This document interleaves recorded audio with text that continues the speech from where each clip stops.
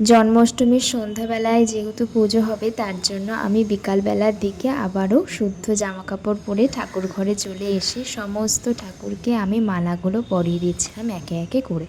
সকালবেলায় যে ফুলগুলো দিয়ে পুজো করা হয়েছিল সেগুলোও তো শুকিয়ে গেছে, সেগুলো আমি পরিষ্কার করে নিয়ে আবারও নতুন ফুল দিয়ে সাজিয়েছিলাম সুন্দর করে। আর গোপুসোনাকেও সুন্দর করে আবার নতুন জামা পরিয়ে ফুল মালা সমস্ত কিছু দিয়ে সাজিয়ে দিয়েছিলাম। তারপর আমরাও সবাই সুন্দর করে রেডি হয়ে গেলাম, আর এরপর ব্রাহ্মণও চলে আসলো পুজো করার জন্য।